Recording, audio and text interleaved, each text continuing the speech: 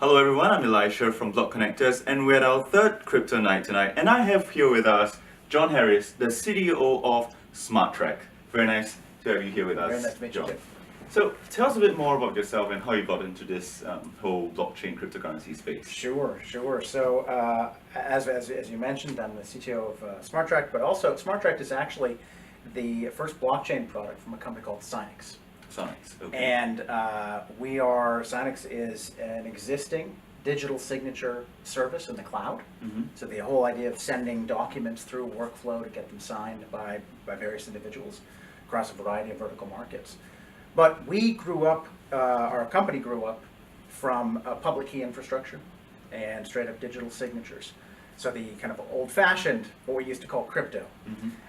And that was the basis of our company. And what we've realized is that there's a market opportunity to move from just the execution of a contract to the actual delivery of what that contract can do. So what we're doing is launching a smart contract project and protocol on the blockchain that will leap from where we are with digital signatures and an existing customer base and move those customers that we already have into the blockchain. Okay.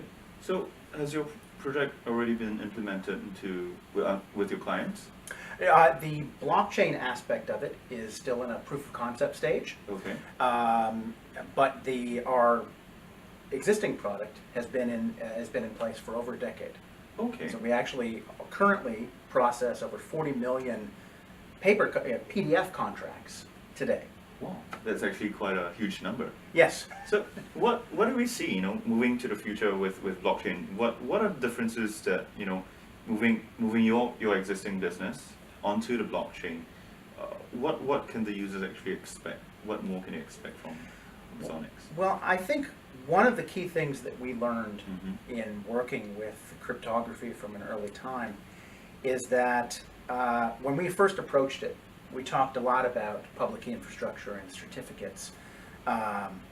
And the problem was, we thought, the users will love this. It's technology, it's secure. And the truth is, they wanted security, they wanted integrity, Mhm. but people off of the street that simply have to sign a document don't know about cryptography. They don't want to know about cryptography. And so our whole genesis as a company was taking something that was very complex and delivering it in a simple package for our end users, but making sure that we did not compromise on the security or integrity of the actual the document you actually rely on. Mhm. And so we feel when we move to the blockchain that we're kind of at that same kind of tipping point, Okay. that you have users that don't know about the blockchain. I know I talked to my neighbor about blockchain recently, and his eyes glazed over as I tried to explain it to him.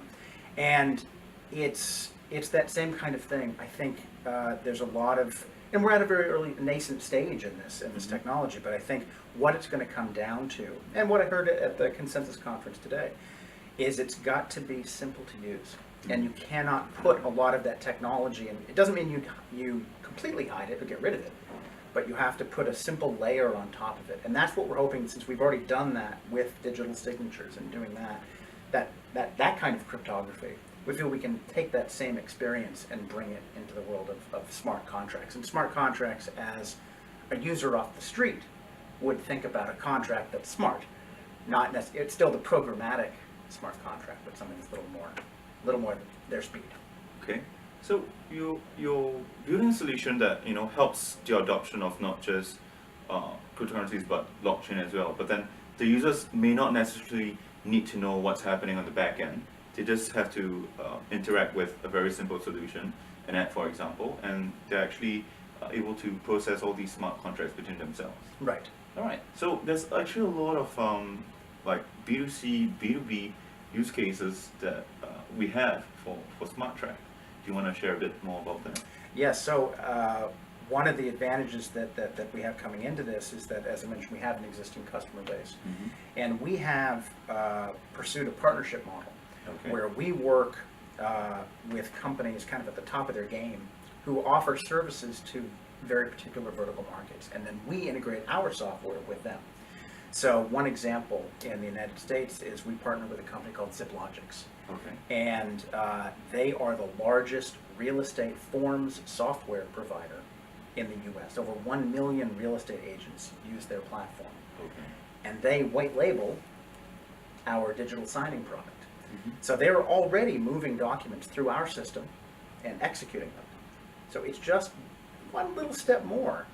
And they're very interested in being able to put those documents, just a very simple reference at the beginning of those documents into the blockchain from an evidentiary standpoint, just as a point of evidence. Mm-hmm.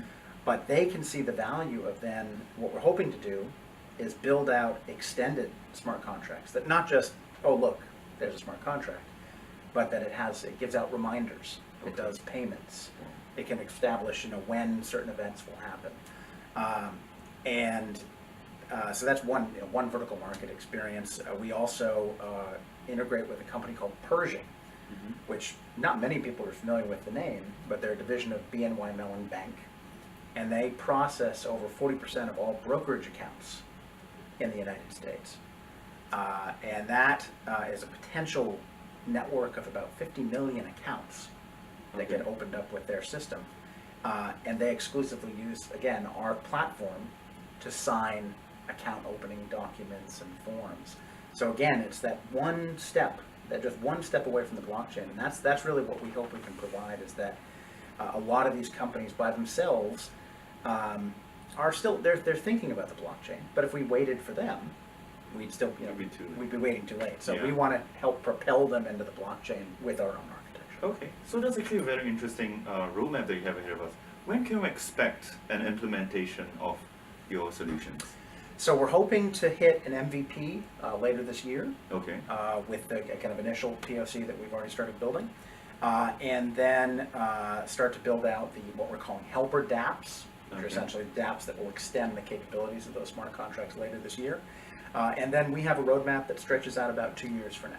Okay. And kind of starts with templated contracts, but eventually moves into drag and drop Mhm. smart contracts, and eventually the application of artificial intelligence, so that when our partners upload a PDF, we can analyze that PDF, use machine learning, and actually pull together a smart contract Okay. around that. That's the vision. Okay. So We're machine still away learning from that, with but- NLP.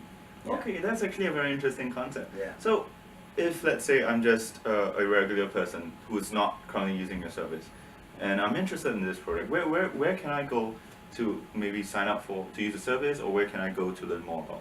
Sure. So we have a website at Mhm. smartract.io. Okay. So that's SmarTract.io. Okay. And yes, we're just starting out. Mhm. This is our coming out event here at Consensus Singapore, and we're very excited to unveil it to the public. All right. I'm very excited for the future of your project as well. So, thank you so much for spending time here with No us. problem. Thank you so much. I hope you have a great evening, John. Thank you. You too.